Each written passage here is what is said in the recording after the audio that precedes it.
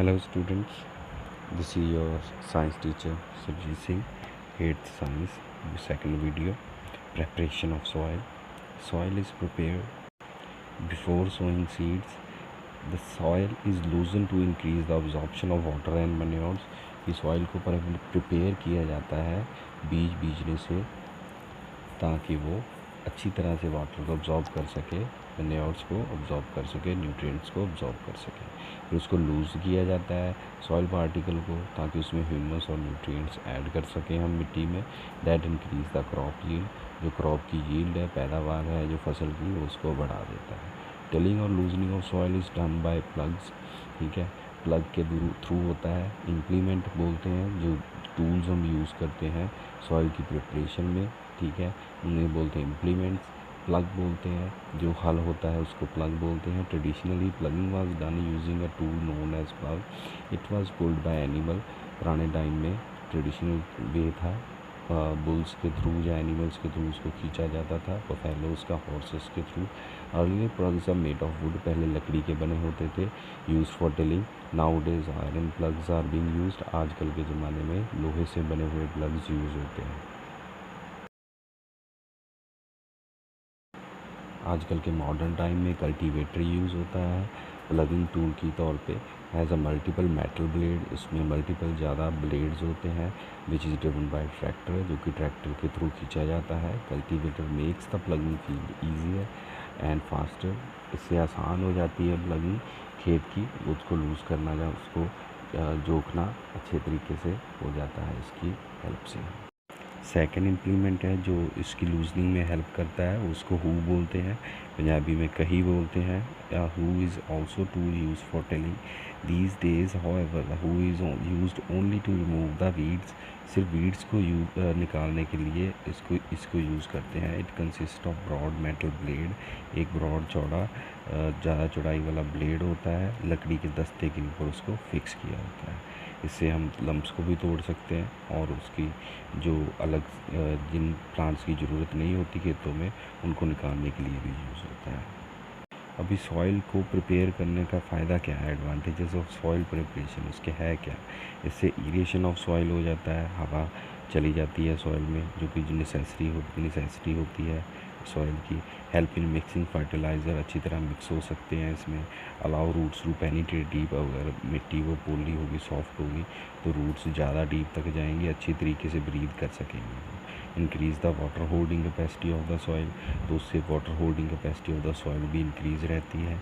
Help in the growth of microbes and earthworms which turn the soil and add humus to it, जो छोटे जीवाणु होते हैं या छोटे अर्थवॉर्म होते हैं, वो मिट्टी के साथ और ह्यूमस ऐड कर देते हैं, उसकी फर्टिलिटी बढ़ा देते हैं। It brings the nutrient which soil to the surface, अब जब हम मिट्टी को ऐसे सॉइल को उथल पुथल करेंगे या नीचे से ऊपर लाएंगे, तो वो नीचे वाली जो है वो ऊपर आ जाती है, तो अच्छी तरह से मिक्स होती रहती है सॉइल में न्यूट्रिएंट्स, वो अच्छी तरह ब्रीथ करती है और उसके साथ क्या होता है, क्रॉप की प्रोडक्शन हमारी बढ़ जाती है। It result in the proper mixing of manure in the soil, की जो खाद है अच्छी तरह मिक्स हो जाती है सॉइल में। जो पेस्ट होते हैं वो सनलाइट में आ जाते हैं और हेल्प इन किलिंग दैम, फिर वो उनकी जान चली जाती है, जब मर जाते हैं वो सनलाइट पे एक्सपोज होते हैं। So these are the advantages of soil preparation, कि सॉइल प्रिपेयर करनी क्यों ज़रूरी है, अच्छी क्रॉप के लिए इसकी बहुत ज़रूरत होती है। इसके बाद आ जाता है प्रोसेस हमारा सोइंग का मतलब होता है सीड को खेत में डालना। After preparing the soil the field becomes really for sowing the seeds, so उसके लिए वो तैयार हो जाता है सीड बीजने के लिए। Sowing is the process of planting seed in prepared soil, उस तैयार की हुई सॉइल में सीड को डालने की प्रोसेस को बोलते हैं sowing. Quality of crop produce depend upon the quality of seed, अब अच्छी तरीके का सीड होगा तो अच्छी तरीके की क्रॉप भी होगी। So it is really important to select clean, healthy and good quality seeds for sowing, बीजने के लिए अच्छे तरीके के सीड चाहिए होते हैं। पहले के ज़माने में क्या होता था, ब्रॉडकास्टिंग ट्रेडिशनल वे था। एंशियंट मेथड है हमारा सोइंग सीड, सो वे आर स्प्रिंकल्ड विद हैंड्स, जैसे कि हाथ से किसी चीज़ को हम फैलाते हैं या छिड़क देते हैं, उसी तरीके से उसी को बोलते हैं broadcasting. This method however has disadvantages, इसमें एक डिसएडवांटेज होता है हमारा, उसमें क्या होता है कि अनइक्वल डिस्ट्रीब्यूशन ऑफ सीड होती है, भी पूरे इक्वल बराबर, जैसे किसी चीज़ को हमने स्प्रिंकल कर दिया तो वो इक्वली डिस्ट्रीब्यूट नहीं होगी, यही इसका एक डिसएडवांटेज था सोइंग सीड्स बाय ब्रॉडकास्टिंग का। And in today's time traditional method of sowing seed, ये पुराना मेथड था, हल के ज़रिए उसके सीड ड्रिल के ज़रिए एक एक सीड आगे बैल के थ्रू खींचा जाता था और बीजा जाता था खेत के अंदर। मॉडर्न टाइम चल रहा है जो हमारा, सीड ड्रिल यूज़ होती है, एक ही टाइम पे अच्छी प्रॉपर डिस्टेंसिंग हम डिसाइड कर सकते हैं, कितनी डेप्थ पे सीड को डालना है वो डिसाइड कर सकते हैं। इस मशीन को बोलते हैं सीड ड्रिल। लॉन्ग ट्यूब्स होती हैं उसके अंदर, जो कि ऊपर से एक टॉप फनल लाइक कीप के जैसी स्ट्रक्चर में चेंज होती हैं, वहाँ पे सीड रखे जाते हैं, सीड उसके थ्रू जाता है, सीड ड्रिल होके tie to the back of tractor driven to the when the plough cuts through the soil, जब वो प्लग सॉइल को काटता है, the drill deposit the seed at equal distance पे सीड को डिपॉजिट कर देता है नीचे सॉइल के अंदर, अप्रोप्रिएट डेप्थ पे उसको, always same time and labour भी बचाता है और हमारा टाइम भी बचाता है। अब सॉइल की नेक्स्ट स्टेप है हमारा, सॉइल की फर्टिलिटी को कैसे इम्प्रूव करना है, उसके लिए अलग अलग तरह के प्रोसेस फॉलो किए जाते हैं। Plants gets their essential nutrients from soil, we all know कि अपने सारे न्यूट्रिएंट वो सॉइल से लेता है। Nutrient requirement of crop are different from each other, हर एक क्रॉप की अलग अलग न्यूट्रिएंट रिक्वायरमेंट होती है, किसी को ज़्यादा पानी चाहिए, किसी को कम चाहिए, किसी को कोई चीज़ नाइट्रोजन ज़्यादा चाहिए, किसी को फॉस्फोरस ज़्यादा चाहिए, अलग अलग तरह के डिपेंड होता है। तो उसके लिए हम क्या करते हैं, ऐड करते हैं मैन्योर एंड फर्टिलाइज़र। अब मैन्योर क्या होता है, एक ऑर्गेनिक मटेरियल होता है that is use to increase the fertility of soil, की जो सॉइल की फर्टिलिटी को इंक्रीज़ करने के लिए यूज़ किया जाता है। Plant and animal waste are dump into the pits, गड्ढे होते जाते हैं, उसके अंदर प्लांट और एनिमल वेस्ट रखा जाता है ओपन प्लेसेस में, allowed to be decompose by microbes, छोटे छोटे माइक्रोब्स उसको डिकम्पोज करते हैं। अब मैन्योर में होता क्या है, लेस रिच इन नाइट्रोजन, इसकी कमी यही है कि इसमें नाइट्रोजन, फॉस्फोरस और पोटाश की कमी होती है सिंथेटिक फर्टिलाइज़र के मुकाबले। Therefore must be applied in much greater quantity, तो इसकी क्वांटिटी हमें ज़्यादा चाहिए होती है। मेन इसमें डिफरेंस यही होता है फर्टिलाइज़र के, कि मैन्योर को हम घर पे या खेत में तैयार कर सकते हैं, लेकिन जो कि फर्टिलाइज़र होते हैं वो सिर्फ फैक्ट्रीज़ में ही तैयार होते हैं। अब मैन्योर में ये चीज़ों की कमी होती है, तो इसीलिए फर्टिलाइज़र यूज़ होते हैं कई जगहों पे, ताकि हमें अच्छी पैदावार उसी की क्रॉप की मिल सके। इसके बावजूद मैन्योर के और फ़ायदे होते हैं कि ये हमारी जो सॉइल इरोजन है, जो मिट्टी बारिश के पानी के साथ बह के चली जाती है, वो नहीं जाती। एक और वे आउट है सॉइल की फर्टिलिटी को अच्छे तरीके से रखने का, और जाके वो इंक्रीज़ होती है, प्रैक्टिस ऑफ ग्रोइंग 2 और more crops on the same piece of land during the same year, एक ही साल में एक ही लैंड के उस पे 2 अलग अलग क्रॉप को बीजा जाए, ग्रो किया जाए। द प्रैक्टिस एडवांटेजेस, इसका फ़ायदा क्या होता है, क्योंकि ये यूटिलाइज़ करते हैं जो न्यूट्रिएंट्स, जो एक का वेस्ट है दूसरे के लिए खाद का काम करता है, दूसरे का वेस्ट है पहले के लिए खाद का काम करता है। This is because the nutrition requirement of the 2 crops are different, कि दोनों की जो न्यूट्रिशन रिक्वायरमेंट है वो अलग अलग होती है, तो इसीलिए हमें और उस खेत में जो फसल है उसको फ़ायदा ज़्यादा होता है। नेक्स्ट है क्रॉप रोटेशन, की क्रॉप को रोटेट कर करके हमें खेतों में बीजना चाहिए। In this method farmer are encouraged to grow pulses in between 2 cereal crop, की 2 जो सैरल क्रॉप्स होती हैं, जो हमारी ये कणक और वीट एंड राइस होती हैं, उनके बीच में दालों को या चनों को बीजा जाता है, ताकि उसकी जो पावर है सॉइल की, जो फर्टिलिटी है वो बड़ी रहे, कम ना हो। क्योंकि ये जो पल्सेस और बीन्स होते हैं, इनकी लेग्यूमिनस क्रॉप्स होती हैं, लेग्यूमिनस रूट्स होती हैं, रूट्स में राइजोबियम बैक्टीरिया होता है, तो जब उस रूट्स को हम साथ में खेत में जोख देते हैं, जो उसमें लूजनिंग बीच में कर देते हैं सॉइल के, तो उससे क्या होता है, वो जो सॉइल की फर्टिलिटी है उस बेस में नाइट्रोजन वाले कंपाउंड में नाइट्रेट्स ज़्यादा होंगे, तो अगली फसल को वो हेल्प करेंगे, हमें मैन्योर और फर्टिलाइज़र कम यूज़ करने पड़ेंगे, तो जो सॉइल है उसकी लॉन्ग टर्म फर्टिलिटी बनी रहती है। सेम सिंपल सी एग्जांपल है, वीट क्रॉप यूज़ करती है nitrogen in the form of nitrate which lead to the deficiency of nitrogen in the soil, कि उससे नाइट्रोजन की डेफिशिएंसी होती है, वो नाइट्रोजन की डेफिशिएंसी को ये लेग्यूमिनस क्रॉप्स की जो रूट्स होती हैं वो पूरा कर देती हैं। नेक्स्ट वाला स्टेप है फैलोइंग। फैलोइंग का मतलब होता है कि वो खेत को छोड़ देना है, एक या एक से ज़्यादा सीज़न के लिए उसमें कोई खेती ना करना, ये कम ही यूज़ करते हैं आजकल, क्योंकि ये लाइफ फास्ट हो गई है, हर एक को ज़्यादा प्रोडक्ट चाहिए। तो sometime continuously growing crops makes the soil barren और इनफर्टाइल की लगातार फसलें बीजने में वो क्या होता है, बंजर हो जाती है ज़मीन, या उसमें से क्रॉप की जो पैदावार होती है वो कम हो जाती है। तो उसको इंक्रीज़ करने के लिए एक या एक से ज़्यादा सीज़न के लिए उसको छोड़ देते हैं। मॉडर्न मेथड ऑफ इरिगेशन, कि आजकल के मेथड्स क्या हैं इरिगेशन के, या ट्रेडिशनल मेथड क्या थे। हमारे अलग अलग मेथड्स यूज़ होते हैं खेतों में पानी के। आजकल के मेथड्स क्या हैं, modern methods of irrigation makes economical use of the water, कि पानी का वो अच्छी तरीके से ख्याल रख के ही खेतों में दिया जाता है। 2 तरीके के मेथड हैं उसमें, स्प्रिंकल सिस्टम है और ड्रिप सिस्टम है। स्प्रिंकलर सिस्टम में क्या होता है, पानी सप्लाई होता है खेतों में पाइप्स के थ्रू फिटेड, उसमें ऊपर नोज़ल होते हैं और पानी छिड़का जाता है, जैसे स्प्रिंकल होता है, उसे बोलते हैं स्प्रिंकलर सिस्टम। फव्वारे लगे होते हैं पूरे खेत में, तो वो सफिशिएंट अमाउंट ऑफ वाटर जितना चाहिए होता है उस फसल को उतना ही पानी उसको देता है, एक्स्ट्रा पानी यूज़ नहीं होता है, हमारा पानी सेव हो जाता है एक्स्ट्रा वेस्टेज से। ऐसे ही दूसरा सिस्टम है, ड्रिप सिस्टम बोलते हैं उसको। Drip irrigation is also known as trickle irrigation, क्योंकि पानी ट्रिकल कर कर के आता है, एक एक बूंद आता है। जिन फसलों को या क्रॉप्स को कम पानी की ज़रूरत पड़ती है उनके लिए हम ये सिस्टम को फॉलो करते हैं। ये हमारा मॉडर्न मेथड है, पानी को ज़्यादा सेव कर सकते हैं हम इससे। This method of irrigation water drop slowly to the roots of plant, drop की रूट्स प्लांट्स की रूट्स पे एक एक बूंद करके पानी फैलाया जाता है। इसका भी यही फ़ायदा है, पानी कंजर्व होता है, हमारा पानी बचता है, बेटर मैनेजमेंट ऑफ वाटर होती है इससे। Drip will slowly penetrate the soil saving water, धीरे धीरे पानी आता है, धीरे धीरे मिलता है। टारगेट एरिया पे ही हम कंसंट्रेट कर सकते हैं। लेस डिसीज़ेस होती हैं प्लांट्स में इसकी वजह से, और रिड्यूस्ड इरोजन होता है, मिट्टी भी ज़्यादा बह के या खुर के नहीं जाती दूसरे एरियाज़ में। यही हमारे सारे फ़ायदे हैं इसके ड्रिप सिस्टम में। यूजेस ऑफ वाटर, पानी का क्या फ़ायदा होता है खेत में या सॉइल के अंदर।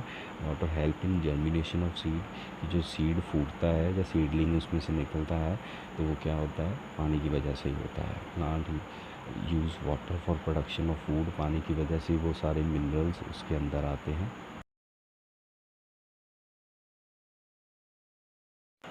और फोटोसिंथेसिस के थ्रू वो अपना खाना बना सकता है।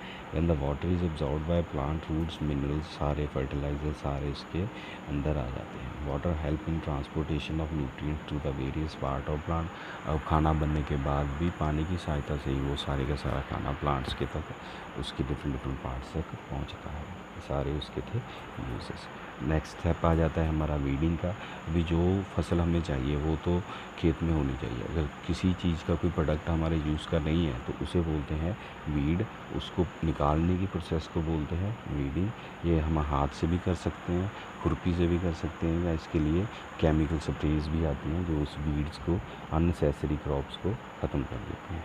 मैकेनिकल वीडिंग होती है, जैसे कि अपने हाथ से यूज़ करना, हेल्प ऑफ ट्रॉवल, खुरपी की मदद से कर सकते हैं। सिक्कल होती है जो दातरी होती है, दाती बोलते हैं जिसको, एंड हैरो होता है, इसकी वजह से हम उस अपरूटिंग, उसको जड़ों से उखाड़ सकते हैं।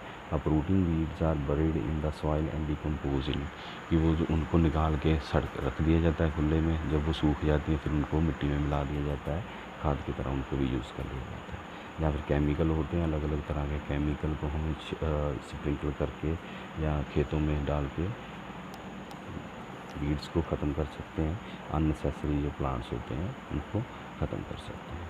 बस इनके लिए एक्स्ट्रा प्रिकॉशंस की ज़रूरत पड़ती है स्प्रेइंग के लिए, जब भी वीडिसाइड स्प्रे किया जाता है खेतों में या हमारी क्रॉप्स के ऊपर। हार्वेस्टिंग होती है, अभी जब फसल पक गई है तो फिर उसको काटने की ज़रूरत पड़ेगी, तो उसे प्रोसेस को बोलते हैं harvesting. Associated with the celebration, harvesting के हमारे त्यौहार मनाए जाते हैं, इससे रिलेटेड अलग अलग स्टेट्स में अलग अलग त्यौहार मनाए जाते हैं। जैसे कि बैसाखी होती है हमारे पंजाब में, बिहू होता है, नबाना होता है, अलग अलग स्टेट्स के ये फेस्टिवल्स होते हैं। कटिंग ऑफ क्रॉप्स को बोलते हैं हमारी हार्वेस्टिंग। हार्वेस्टिंग का फर्स्ट प्रोसेस होता है थ्रेशिंग, की थ्रेशिंग की जाती है आफ्टर हार्वेस्टिंग, जब उसमें से ग्रेन्स निकालने हो, separated from the cut crop, grain को कट क्रॉप से निकालना होता है तो प्रोसेस फॉलो होती है threshing. Threshing can be done manually कर सकते हैं हम इसको, या किसी मशीन की हेल्प से कर सकते हैं। मशीन को बोलते हैं थ्रेशर, या कंबाइन हार्वेस्टर भी बोलते हैं उसको। थ्रेशिंग के बाद जो प्रोसेस फॉलो होती है उसे बोलते हैं winnowing. The grain obtained after threshing contain lots of chaff. उसमें चाफ होता है जो थोड़ी सी होती है। Chaff is scaly indigestible inedible covering of grain के ऊपर जो उसकी कवरिंग सी होती है उसको बोलते हैं। To make grain suitable for use, कि उसको अच्छी तरह भी यूज़ कर सकते हैं, तो चाफ को निकाला जाता है इसमें से। चाफ को निकालने के लिए प्रोसेस फॉलो होती है, क्योंकि जो चाफ होता है वो हल्का होता है। जो हमारे सैरल्स होते हैं, जो वीट या उसके राइस के दाने होते हैं, वो हैवी होते हैं। विंड की हेल्प से हम उसको ऊंचाई से गिराते हैं, तो जो हैवी चीज़ है वो पास में गिरती है, और दूसरा जो चाफ होता है वो अलग गिरता है, तो उससे हम दोनों को सेपरेट कर सकते हैं। इस प्रोसेस को बोलते हैं विनोइंग। अब बाकी स्टोरेज आफ्टर विनोइंग के बाद grain need to be stored properly to keep them safe and usable for long time. So grain को बचा के रखना पड़ता है ताकि उसको अच्छी तरीके से यूज़ किया जा सके लॉन्ग टाइम के लिए। Grains are generally stored before being consumed, so उसको स्टोर किया जाता है यूज़ करने से पहले। Storage of grain is there for an important step, so सबसे ज़रूरी स्टेप होता है उसकी storage. Freshly harvested grain contain moisture, so जल्दी काटी हुई फसल में क्या होता है, मॉइस्चर होता है, तो वो मॉइस्चर को पहले रिमूव करना पड़ता है, क्योंकि अगर मॉइस्चर को रिमूव नहीं करेंगे तो क्या होता है, माइक्रो ऑर्गेनिज्म की ग्रोथ ज़्यादा हो जाएगी, फंजाई हो जाएगी, उसमें बैक्टीरिया लग जाएगा, और जो वो हमारी फसल ख़राब हो जाएगी अगर उसको अच्छी तरीके से हमने स्टोर नहीं किया। पेस्ट अट्रैक्ट होंगे तो उसको भी वो ख़राब कर देंगे। तो इसके लिए हमें उनको अच्छी तरह से ड्राई करना पड़ता है, उसमें से बिल्कुल मॉइस्चर को रिमूव करना पड़ता है।